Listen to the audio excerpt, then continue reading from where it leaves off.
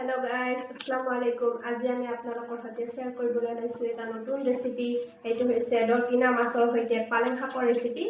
যদি আপোনালোকৰ মোৰ ৰেচিপিটো ভাল লাগে তেতিয়াহলে নিশ্চয় ঘৰত এবাৰ বনাই ট্ৰাই কৰি চাব আৰু লগতে মোৰ ৰেচিপিটো আপোনালোকে লাইক, শেয়াৰ, কমেন্ট কৰিব, লগতে মোৰ চেনেলটো সাবস্ক্ৰাইব কৰিবলৈ নাপাহৰিব। আহকচোন আমি এতিয়া ভিডিঅ'টো আৰম্ভ কৰো। এতিয়া আমি চাই লওঁ আমাৰ ৰেচিপিটো বনোৱাৰ প্ৰয়োজনীয় সামগ্ৰীখিনি হ'ল পালেং শাক, দৰকিনা মাছ, নহৰু, কেঁচা জলকীয়া আৰু পিঁয়াজ। ইয়াতে মই পিঁয়াজখিনি কাটি লৈছোঁ, নহৰু চাফা কৰি লৈছোঁ। এতিয়া মই পালেং শাকখিনিও ৰেডি কৰি লৈছোঁ।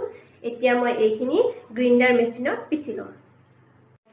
এনেকৈ সৰু সৰু টুকুৰা কাটি ল'ম যাতে আমাৰ মিক্সাৰত পিছাৰ বাবে সহজ হয়। আগতে মই পালেং শাকখিনি বাছি চাফা কৰি ধুই ৰাখিছোঁ। এতিয়া মই এইখিনি এটা মিক্সাৰ জাৰত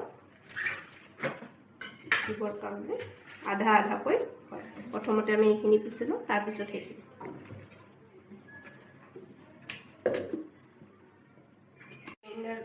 গ্ৰাইণ্ড কৰা হৈ গ'ল। এতিয়া আমি এইখিনি বলত ওলাই ল'ম।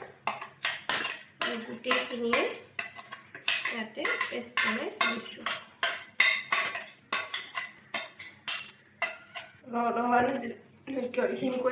শাকৰ পেষ্টখিনি ৰেডি হ'ল।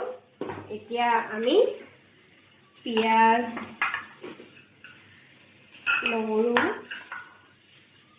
আৰু কেঁচা জলকীয়াৰ পেষ্টটো বনাই ল'ম।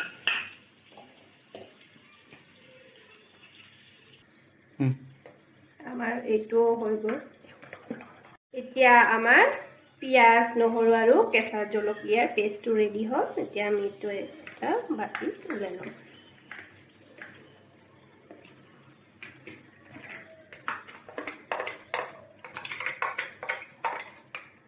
আহক এতিয়া আমি তৰকাৰীখন বনাবলৈ ষ্টাৰ্ট কৰোঁ। ইয়াৰ বাবে মই সকলোখিনি সামগ্ৰী ৰেডি কৰি ল'লোঁ। লগতে মই সকলোখিনি মছলা ইয়াতে ৰেডি কৰি লৈছোঁ। ইয়াতে মই লৈছোঁ নিমখ, হালধি গুড়ি, জলকীয়া গুড়ি, এইটো হ'ল ধনিয়া গুড়ি আৰু এইটো হ'ল জিৰা গুড়ি। এতিয়া আমি গেছটো অন কৰিলোঁ। এতিয়া ইতিমধ্যে আমাৰ কেৰাহীটো গৰম হৈছে। এতিয়া আমি ইয়াতে তেল দিম।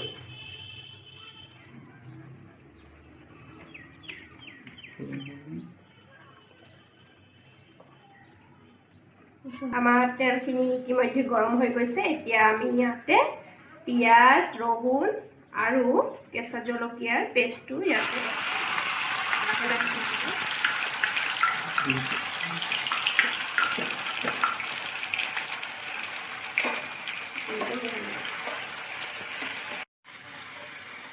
এতিয়া আমি ইয়াতে সকলোখিনি মছলা এড কৰিম।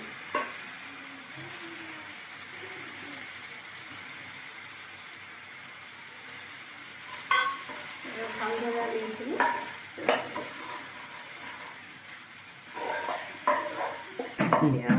অকণমান পানী এড কৰিম।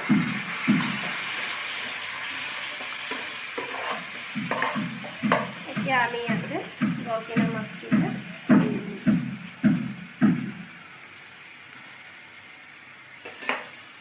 এইখিনি এনেকৈ লাহেকৈ লাৰিব দেই, মাছকেইটা ভাঙি নাযায় যাতে। এতিয়া আমি ইয়াতে ঢাকনিখন মাৰি অকণমান এইখিনি বইল হ'বলৈ দিম। ইয়াতে আপোনালোকে চাব পাইছে এইখিনি পূৰা উতলি আছে। এতিয়া আমি এইখিনি ইয়াৰ পৰা নমাই ল'ম মাছখিনি। লাহেকৈ ওলাব যাতে মাছবিলাক ভাঙি নাযায়। আমি গোটেইখিনি মাছ এখন প্লেটত উঠাই ল'লোঁ। এতিয়া আমি ইয়াতে পালেং শাকৰ পেষ্টটো মিহলাই দিম। এতিয়া এইখিনি ভালদৰে মছলাখিনিৰ লগত মিহলাই ল'ম।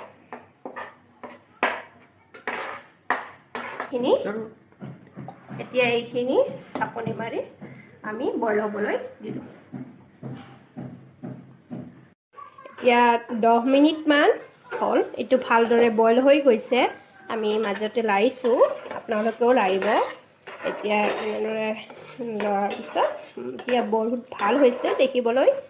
আপোনালোকে দেখিবলৈ পাইছে। এতিয়া আমি ইয়াতে মাছখিনি এড কৰিম এতিয়া মাছখিনি আমি ইয়াতে এড কৰি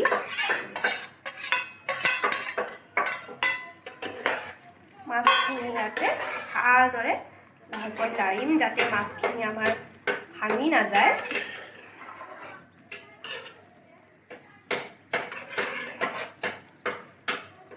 এতিয়া আমি আৰু এইখিনি ঢাকনিৰে মাৰি দিলোঁ এতিয়া আৰু 5 মিনিট মান এইটো বইল হ'বলৈ দিলোঁ এতিয়া 5 মিনিট বইল হ'বলৈ দিছিলোঁ তাৰ পিছত এইটো এনেকুৱা হৈছে দেখা এতিয়া আমি ইয়াত আকৌ অকণমান পানী এড কৰি দিম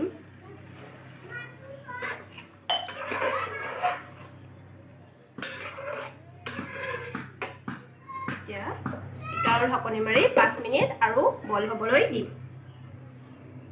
5 মিনিট হাই ফ্লেমত এইটো হোৱাৰ পিছত এইটো ৰেডি হৈ গৈছে আপোনালোকে চাওক দেখাত ইমান ধুনীয়া হৈছে আপোনালোকে নিশ্চয় ঘৰত এবাৰ বনাই ট্ৰাই কৰি চাব যদি ভাল লাগে ক'ব মোক কমেণ্টত এতিয়া আমি এইটো গেছৰ ফ্লেমটো অফ কৰি দিলোঁ এইটো এতিয়া অকণমান সময় আমি এইটো ঠাণ্ডা হ'বলৈ দিম 5 মিনিট হৈ গ'ল এইটো আমাৰ এতিয়া ঠাণ্ডা হৈ গৈছে এইটো এতিয়া সাৰ্ভ কৰিবৰ কাৰণে ৰেডি হৈছে আমি আপোনালোকক দেখুৱাম এইটো কিমান ধুনীয়া হৈছে আপোনালোকে এইটো চাব পাইছে তো বৰ ভাল লাগে এবাৰ নিশ্চয় ট্ৰাই কৰি চাব আৰু কেনে লাগে মোক কমেণ্টত জনাব আৰু আমাৰ চেনেলটো সাবস্ক্ৰাইব কৰিবলৈ নাপাহৰিব ধন্যবাদ